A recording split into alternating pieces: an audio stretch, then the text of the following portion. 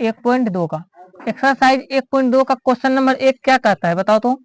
Question number 1 कहता है कि निम्नलिखित संख्याओं को अभाज्य गुणनखंड के गुणनफल के रूप में व्यक्त कीजिए। अभाज्य संख्या के गुणनफल के रूप में क्या करना है, इसको व्यक्त करना है। जैसे कोई भी संख्या दे सकता है, कोई भी संख्या दे सकता है, उसको अभाज्य गुणनखंड के रूप में लिखना है। जैसे देखो एक ठो दिया है इसमें 140 का, 140 को अभाज्य गुणनखंड के गुणनफल के रूप में लिखना है। तो इसको कैसे लिखते हैं, तो एलसीएम निकालना है। जैसे आई नंबर का हम बना रहे हैं, 1 नंबर का 140 है ना, ऐसे निकालना है। बताओ 140 सबसे छोटी संख्या किससे खाएगा, 2 से खाएगा। 70 बार में खाएगा, खाएगा ना।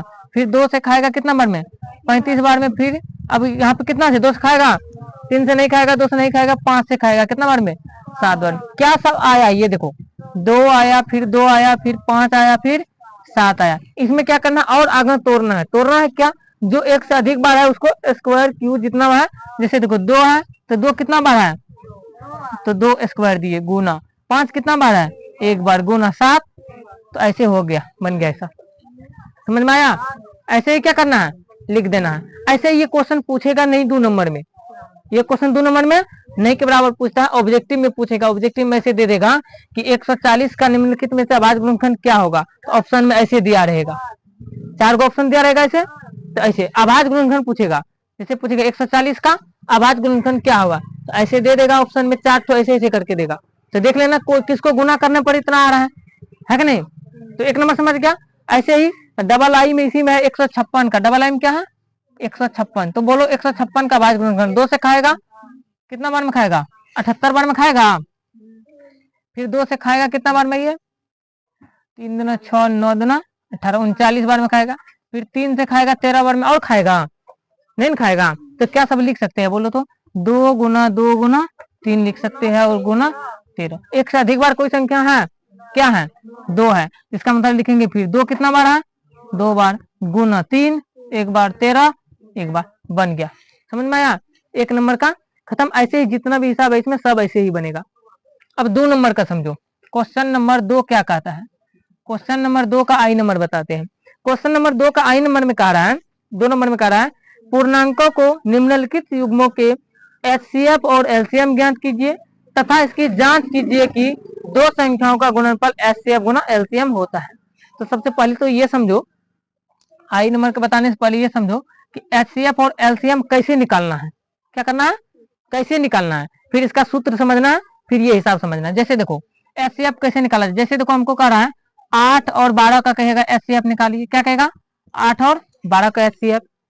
एचसीएफ कहेगा तो देखना है 8 का अभाज्य गुणनखंड लिखना है, क्या लिखना है, 8 का अभाज्य गुणनखंड। तो 8 का अभाज्य गुणनखंड क्या सब आएगा बोलो, अभाज्य गुणनखंड ये जो तोड़ के लिखते हैं ना ऐसे लिखना है। जैसे 8 को क्या सब होगा, 2 से खाएगा 4 बार में, फिर 2 से 3 बार 2 आया ना, यानी हम लोग क्या लिख सकते हैं 2 गुना 2 गुना 2। इसको और एक चीज और आगे बढ़ाओ, बराबर दे करके लिखो, 2 कितना बार है, तो 3 बार लिख दिए, 2 3 बार है। ऐसे ही दूसरा क्या है 12, तो लिखेंगे 12 का अभाज्य गुणनखंड। 12 का अभाज्य गुणनखंड क्या सब आएगा, 2 गुना 3 गुना 4 2 आएगा, देखो 2 बार 2 आ जाएगा, 1 बार 3, 2 दूना 4, 4 3 12 आ गया ना, मतलब 1 से अधिक बार आ रहा है। इसको भी आगे बढ़ाएंगे, 2 2 बार है, गुना 3 1 बार है। एचसीएफ का मतलब होता है, अगर एचसीएफ पूछेगा इसमें एचसीएफ ज्ञात कीजिए, और एलसीएम भी अगर पूछ देगा, अगर एचसीएफ पूछा तो लिखेंगे एचसीएफ बराबर लिखें। एचसीएफ क्या होता है, जो जितना भी संख्या का कहेगा निकालने के लिए सभी में होना चाहिए, क्या होगा, जो संख्या जो जैसे 8 और 12 का रहा है तो दोनों के अभाज्य गुणनखंड में वो संख्या होना चाहिए जो एचसीएफ होगा, और इसके साथ साथ सबसे छोटा वाला लेना है। जैसे देखो इसमें 2 कितना बार है, 3 बार, इसमें 2 बार, तो सबसे छोटा किसमें है, इसमें दोनों में 2 है ना, इसमें सबसे छोटा है, कितना गो है इसमें 2 गो, 2 का स्क्वायर। और कोई संख्या है जो दोनों में है, 3 इसमें है इसमें नहीं है, नहीं ना और कोई संख्या, तो यही निकल गया एचसीएफ। मतलब 2 का स्क्वायर कितना होता है 4, तो 4 हो गया एचसीएफ, समझ गया। अब कभी कभी पूछता है एलसीएम, तो एलसीएम कैसे निकालेंगे, पूछेगा 8 और 12 का एलसीएम क्या होगा, तो एलसीएम ऐसे लिखे अभाज्य गुणनखंड दोनों का। एलसीएम कहता है कि जो दोनों में होगा उससे मतलब नहीं है, जो बड़ा बड़ा संख्या होगा उसको खींच लेना है यहाँ पे। जैसे देखो 2 इसमें भी है इसमें भी है, नहीं भी रहता तो भी 2 को लिखते, लेकिन 2 सबसे अधिक किसमें है, इसमें है, 3 गो है ना, तो 3 को बोला 2 को लिए, 3 को बोला 2 को लिए। और कोई संख्या है, देखो इसमें 3 है, इसमें 3 है नहीं है, तब पर भी लेकिन 3 को लेंगे। दोनों में होगा या नहीं होगा उससे मतलब नहीं है, लेकिन कोई संख्या है तो उसको लेना है। जैसे देखो 3, 3 कितना गो है, एक ही तो है, और कोई पे ज्यादा वाला है नहीं है, और कोई संख्या है नहीं, तो इसको गुना करके लिख दो। 2 का क्यूब कितना होगा, 2 का क्यूब मतलब 2 गुना 2 गुना 2 कितना होगा 8, 8 गुना 3 24, 2 का क्यूब 8, 8 गुना 3 24 हो गया इसका एलसीएम। समझ में आया, एचसीएफ एलसीएम समझ गया। यहीं पर अब पूछ देगा क्या, जांच कीजिए, जैसे पूछ रहा था जांच कीजिए ये दोनों का एचसीएफ, दोनों संख्याओं का गुणनफल एचसीएफ और एलसीएम है या नहीं। तो जांच में क्या लिखा जाता है, देखो जांच में लिखा जाता है ए गुना बी, ए गुना बी गुना एचसीएफ गुना एलसीएम। अब सोचोगे ये ए और बी क्या है, ए होता है जो ये दो को संख्या दिया है ना, इसमें से पहला संख्या को ए कहते हैं, दूसरा संख्या को बी। एचसीएफ क्या होता है, जो निकालेंगे एचसीएफ 4 निकाले हैं, और एलसीएम कौन होता है, जो भी निकाले यहाँ पे 24, यही होता है। तो बताओ ए कितना है 8 है पहली संख्या, 8 गुना बी कितना है 12 बराबर एचसीएफ कितना आया है 4 गुना एलसीएम कितना आया है 24। दोनों बराबर आना चाहिए इधर गुना करने पर, तभी होगा कि ये हिसाब सही बना हुआ है। जैसे देखो 12 से 12 8 है 96 बराबर, 24 गुना 4 करेंगे तो 4 चौक 16 84 4 दूना 8 1 9, दोनों बराबर आ गया। देखो तो ऐसे ही बन जाएगा। तो यहाँ पे 2 नंबर में जो कह रहा है पूर्णांकों के निम्नलिखित युग्मों के एचसीएफ और एलसीएम ज्ञात कीजिए तथा इसकी जांच कीजिए कि 2 संख्याओं का गुणनफल एचसीएफ गुना एलसीएम है। जांच करना हो गया कि नहीं। सबसे पहले तो एचसीएफ और एलसीएम निकाल दिए हम, 8 और 12 का लेके निकालिए है। कोई भी संख्या हो तो 2 को संख्या दिया रहेगा तो उसका ऐसे निकालेंगे एचसीएफ एलसीएम। जांच करेंगे कैसे, पहली संख्या गुना दूसरी संख्या बराबर एचसीएफ गुना एलसीएम होता है। तो पहली संख्या 8 है, दूसरी संख्या 12 गुना एचसीएफ 4 है, और एचसीएफ 4 आया है ना यहाँ पे, एलसीएम 24 आया है। इधर गुना किए इधर गुना किए, दोनों बराबर आ गया दोनों तरफ। ये क्या कहलाएगा, क्या कहलाएगा, ये सिद्ध हो गया, तो जांच भी हो गया। अब ऐसे ही चलो 1 नंबर का हम क्वेश्चन बनाते हैं। 2 नंबर में देखो, 2 नंबर के क्वेश्चन में क्या है बताओ तो। 2 नंबर के क्वेश्चन में कहा जा रहा है आई नंबर में क्या कहा जा रहा है 26 और 91 का, कितना का कह रहा है 26 और 91 का एचसीएफ और एलसीएम ज्ञात कीजिए तथा जांच कीजिए कि 2 संख्याओं का गुणनफल एचसीएफ गुना एलसीएम है। 2 संख्याओं का गुणनफल मतलब यही दोनों संख्या का गुणनफल कर रहा है, पहली संख्या और दूसरी संख्या का। तो सबसे पहले क्या लिखेंगे बोलो तो, 26 का अभाज्य गुणनफल लिखेंगे ना, 26 का अभाज्य गुणनफल लिखेंगे। 26 का अभाज्य गुणनफल क्या सब आएगा बोलो तो, 26 को तोड़ के लिखो। 26 को यदि तोड़ते हैं तो 2 से खाएगा 13 वर्ग में, और कोई संख्या खाएगा तो क्या आया बोलो तो 2 गुना 13। अब बताओ इसमें कोई संख्या एक से अधिक बार है नहीं है, तो यहीं पे छोड़ देंगे। अगर कोई संख्या एक से अधिक रहता तो बराबर दे करके उसको लिखते स्क्वायर करके जितना आता। अब बताओ इसके बाद यहीं पे और क्या किसका निकालेंगे 91 का। 91 का अभाज्य गुणनफल क्या सब आएगा, तो 91 का आएगा, 91 कितना खाएगा जी, 91 के तोड़ के बताओ कितना खाएगा जी, 7 से खाएगा ना, 13 से 91 13 बार में खाएगा। तो क्या आया बोलो तो 7 गुना, फिर एक से अधिक बार कोई है नहीं है, तो ये हो गया। अब यहाँ पर इसको क्या करेंगे, लिखेंगे एचसीएफ पहले। एचसीएफ बराबर क्या होगा, जो दोनों में होगा, और सबसे छोटी संख्या 2 है इसमें, 2 इसमें है तो ये नहीं होगा। 7 है इसमें है नहीं होगा। 13 है इसमें है तो 13 भी है, तो दोनों में बराबर एक है, तो क्या हो जाएगा एचसीएफ 13।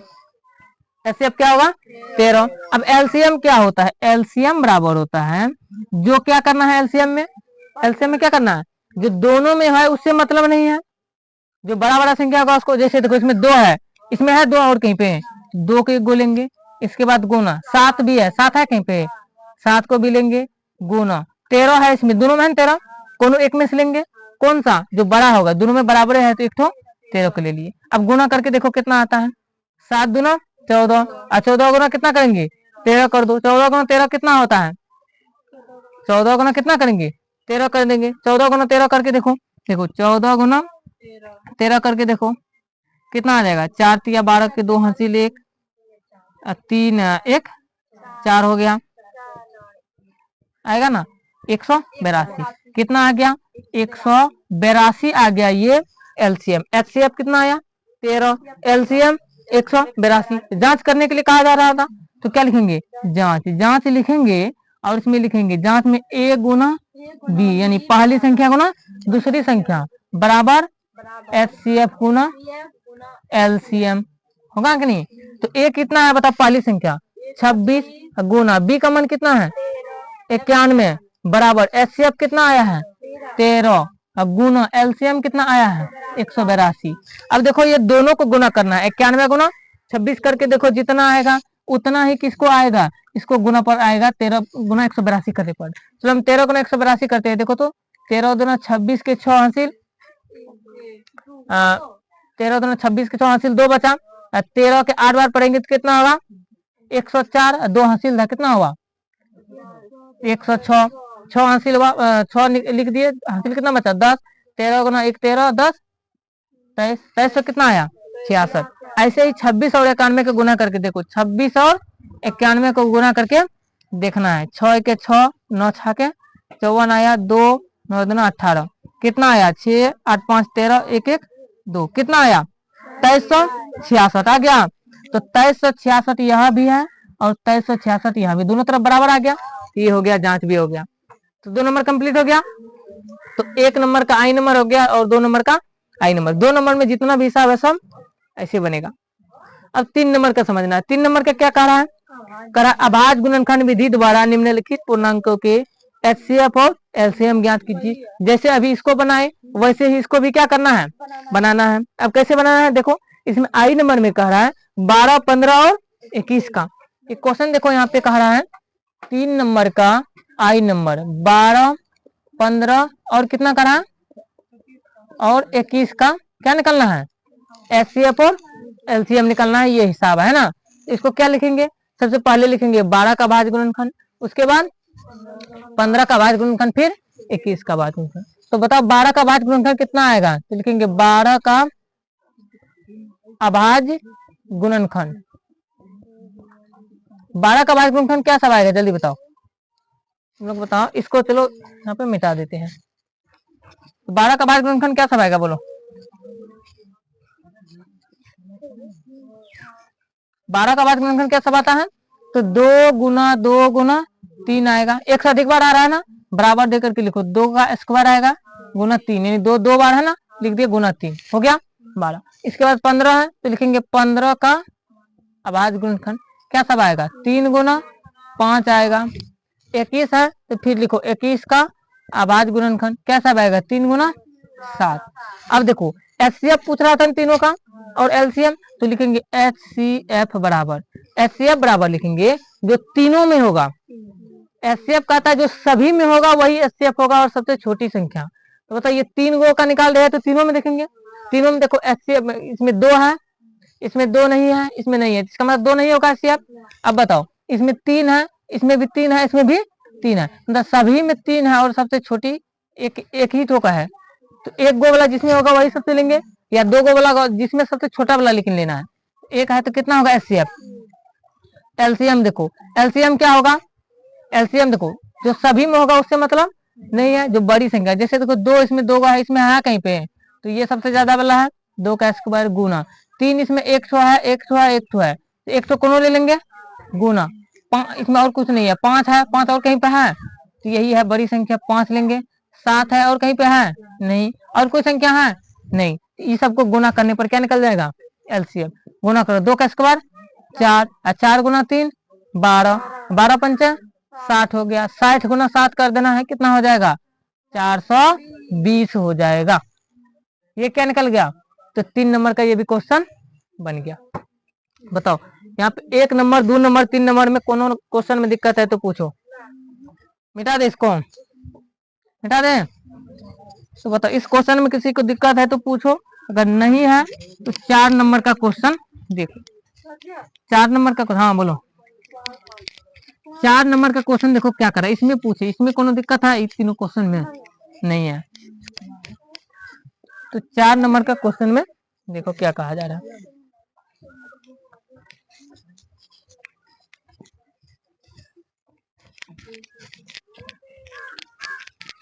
मिथुन बात मत करो।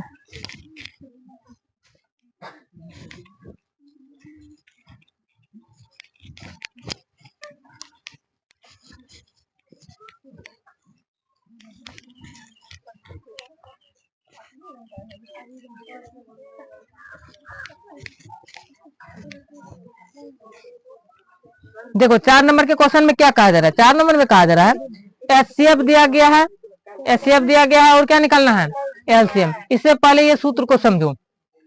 सूत्र होता है पहली संख्या गुना दूसरी संख्या, यानी ए गुना बी बराबर क्या होता है, एचसीएफ गुना एलसीएम। कभी कभी क्या करेगा, तीनों में से 4 को संख्या है ना, पहली संख्या दूसरी संख्या एचसीएफ और एलसीएम है ना, समझो इधर 4 संख्या दिया रहेगा ए बी, या तो लिखा होगा पहली संख्या दूसरी संख्या एचसीएफ और एलसीएम। 4 में से कोई 3 ठो हमेशा दिया रहता है, 3 ठो दिया रहेगा, पूछेगा चौथा कोई चीज भी पूछ सकता है। कभी पहली संख्या दूसरी संख्या दिया रहेगा, एचसीएफ दिया रहेगा तो एलसीएम पूछ देगा। कभी पहली संख्या दूसरी संख्या और एलसीएम दिया रहेगा तो एचसीएफ पूछ देगा। कभी एचसीएफ एलसीएम दिया रहेगा, पहली संख्या दिया रहेगा दूसरी संख्या पूछ देगा। कभी एचसीएफ एलसीएम दिया रहेगा, दूसरी संख्या दिया रहेगा और पहली संख्या पूछ दिया जाएगा। इसी में से यही सूत्र पे चारों निकल जाएगा। निकल जाएगा कैसे, देखो अगर हमको पूछे एलसीएम पूछ रहा है, क्या पूछ रहा है, एलसीएम पूछेगा, तो ये पहली संख्या दूसरी संख्या और एचसीएफ दिया होगा। जैसे देखो हम एलसीएम बराबर लिखेंगे, ये देखो एलसीएम इधर क्या था बोलो तो, ए गुना बी। एलसीएम निकालना है ना तो एलसीएम लिख दिए। ये गुना में है तो जब भी गुना में रहता है दूसरे तरफ जाएगा तो बटे में जाता है, भागा में जाता है ना, तो एचसीएफ गुना एलसीएम है, एलसीएम बराबर लिख रहे हैं तो एचसीएफ कहाँ चल जाएगा, इसके बटे में। इसका मतलब सूत्र होगा एलसीएम बराबर पहली संख्या गुना दूसरी संख्या बटा एचसीएफ। एक समझ गया, एक सूत्र, एक सूत्र ये हो गया। दूसरा सूत्र समझो, दूसरा सूत्र कहता है यदि एचसीएफ बराबर पूछेगा, क्या पूछेगा, एचसीएफ बराबर, तो पहली संख्या दूसरी संख्या और एलसीएम दिया होगा, तब कैसे निकालना है, एचसीएफ बराबर लिखेंगे, इधर क्या है बराबर के, पहली संख्या गुना दूसरी संख्या, बटे में क्या जाएगा पता है, देखो एचसीएफ गुना एलसीएम है तो बटे में क्या चल जाएगा, एलसीएम। तो लिखेंगे एचसीएफ बराबर होगा पहली संख्या गुना दूसरी संख्या बटा एलसीएम आएगा। तो ये क्या हो गया, एचसीएफ बराबर, 2 सूत्र हो गया।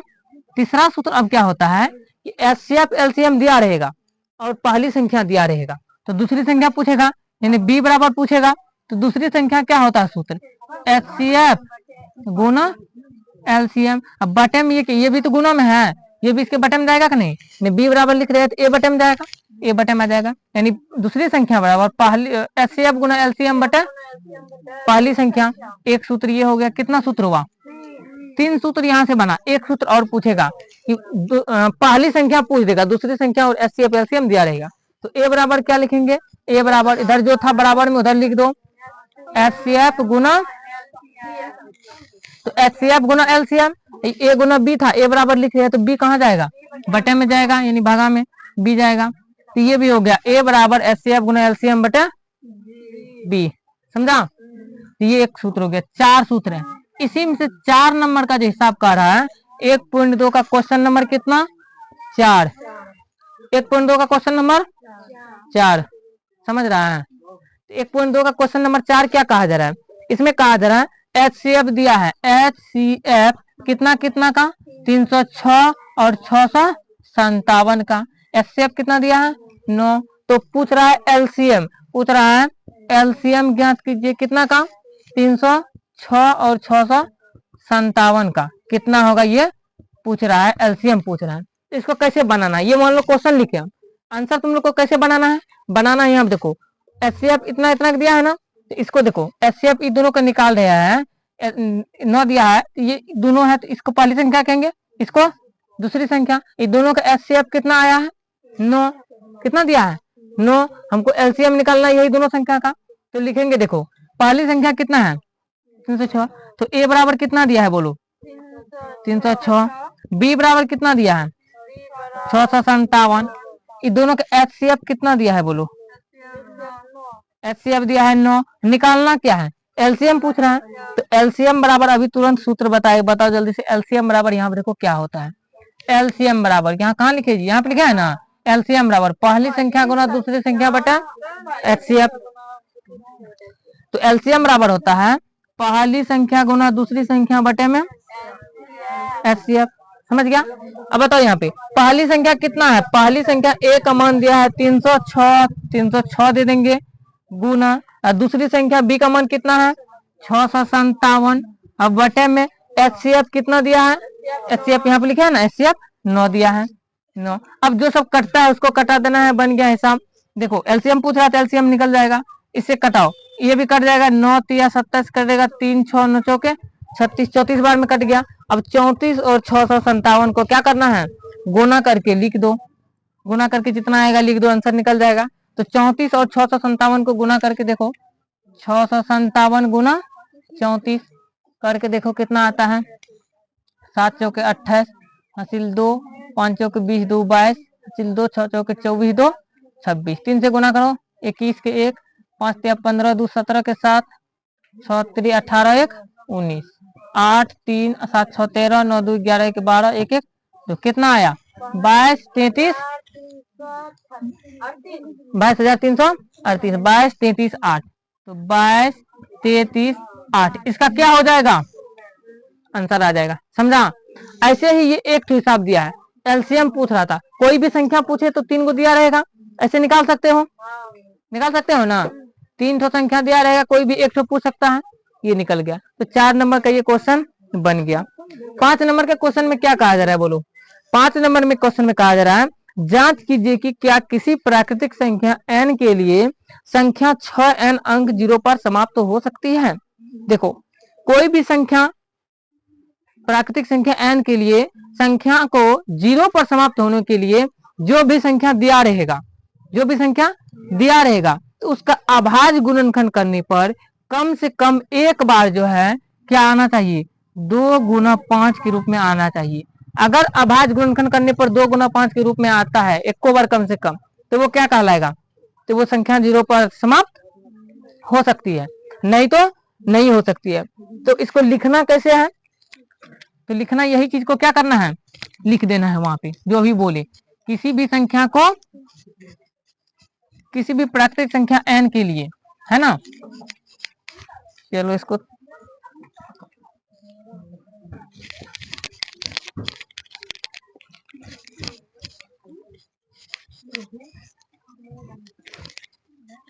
तो क्या लिखेंगे, 5 नंबर का है ना, तो 5 नंबर में क्या लिखेंगे, चूंकि लिखेंगे, चूंकि किसी भी प्राकृतिक संख्या, किसी भी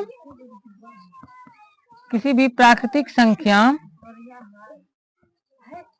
n के लिए, किसी भी प्राकृतिक संख्या n के लिए अंक 0 पर, अंक 0 पर समाप्त होने के लिए, अंक 0 पर समाप्त होने के लिए उसके अभाज्य गुणनखंड में कितना होना चाहिए, उसके अभाज्य गुणनखंड में, उसके अभाज्य गुणनखंड में कम से कम क्या होगा, कम से कम एक बार, कम से कम एक बार 2 गुना 5, 2 पर पावर m गुना 5 पर पावर n, यानी दोनों में से कोनो दोनों आना चाहिए, 2 गुना 5 के रूप का होना चाहिए, है कि नहीं।